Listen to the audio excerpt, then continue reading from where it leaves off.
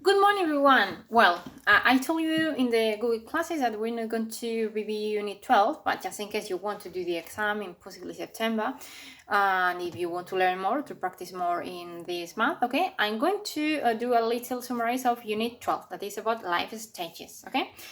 So I also post you several things that could help you, okay, to improve with this unit, okay?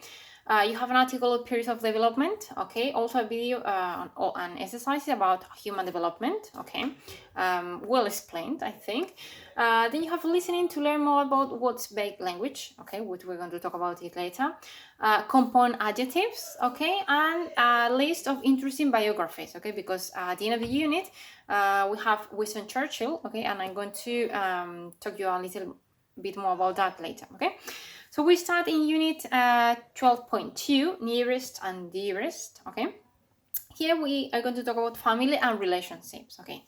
We have summarized family, okay, the relationship between families. You remember mother, father, grandfather, grandsister, stepmother, stepsister. That is, for example, stepmother is when your father has got married to another woman, okay? Stepbrother is half brother. It's not your real brother, but it's the son or daughter of your mother or your father, but not with your mother or your father, okay? So step is como el astro, padrastro, hijastro, hermanastro, okay? Then we have in-law, the in-laws, okay? Mother-in-law is the mother of your husband. Brother-in-law is the brother of your husband. Sister-in-law, the sister of your husband, etc., okay?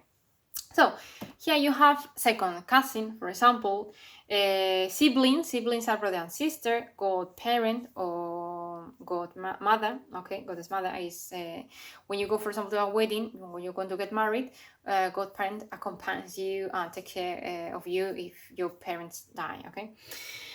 By the way, I read the other day that the origin of good father was or good parents, okay, was in ancient tribes, okay, when a village was lack of women, for example, they went to other villages to rob women, okay. So and godfather was the one who surveyed that people could steal these women, okay, and then they were taken into his village and got married forcibly, okay.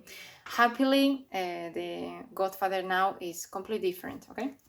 So then you have in the grammar point conditionals, okay. I told you that we studied conditionals in other units, okay, but you have first conditional, second conditional, third conditional, okay, and mix some conditionals. A little review.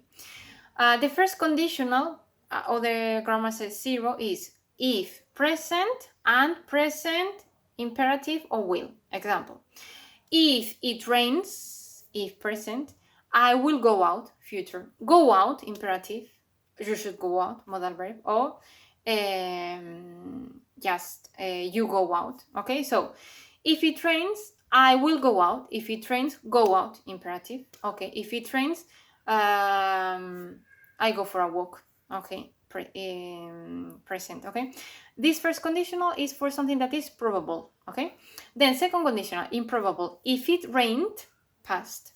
In Spanish we say si lloviera o lloviese, but in English we say past, okay?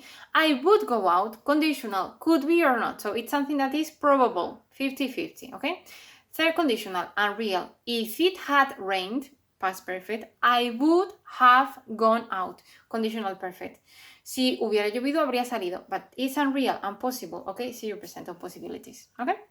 Then what mix conditionals is when we mix the first part of the second conditional with the second part of the third conditional, okay? Or the first part of the third conditional with the second part of the second conditional, okay? For example, if you had listened properly, you would know. Instead of you would have known, you would know, okay? Or if he was more confident, he would have asked her out instead of he would ask, okay? So it's mixed when we change part of the second with the third and part of the third with the second, okay? So you have here exercises. If you have any question, just tell me, okay? Then in the second unit, you have life events and choices, okay? More vocabulary about that. You have also reading, Okay, our greatest regret of all. Okay, I'm going to read it. By the time most people reach middle age, they can probably name a list of things they regret from the past: the job opening they ignored, the relationship that failed, the investment they did or didn't make. But the most frequent regrets involve romance, according to a new study in which 370 American adults, ranking in age from 19 to 103, and from a variety of socioeconomic backgrounds, were asked to describe a memorable regret. Nearly 1 in 5 described a missed romantic opportunity. The second most common regret involved family issues, 16%, or the top regrets involved education, 13%, work, 12%, money, 10%, parent mistakes, 9%, and health, 6%. The findings showed that gender, age, and educational level all influence the types of regrets people feel. Women were far more likely to have romantic regrets, with 44% fretting about lost love, while just 90% of men had relationship regrets. Another key finding was that regrets about missed opportunities, things we wish we had done, but didn't last for much longer than regrets about things we did that we wish we could undo. Dr. Neil Rose, the psychologist behind the research, notes that regret can harm mental health when they fixate for too long or miss opportunity. However, regret, although painful, can help us to move on and use the experience to improve decision making in the future. Okay, so that talks about regret, and to talk about regret, we use if or if only.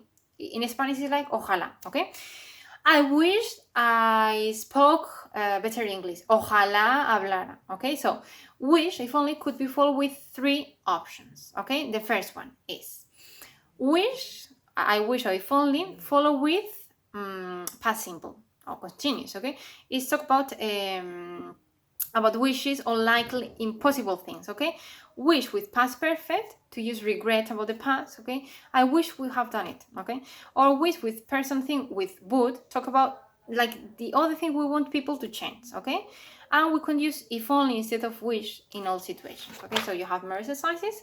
Then we talk about recognizing vague language. Okay, compound adjectives that go with to, for example, clean shaven, eco-friendly, mixed wheel. Okay, and you have tests about hipsters. Okay, to help you with that.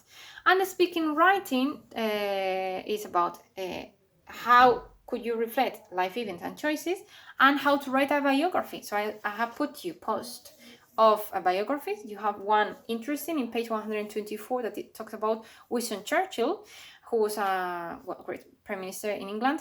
I have put you also a post of a series, The Crown, where Winston Churchill is one of the main characters in some chapters. Okay, and also if you are interested in history, how could Parliament, the House of Commons, the House of Lords works, I put you 4 videos that talks about this. Okay, if you want to learn about that. Okay, I put you all the answers about the units, and if you have any question, just tell me. Okay, bye bye.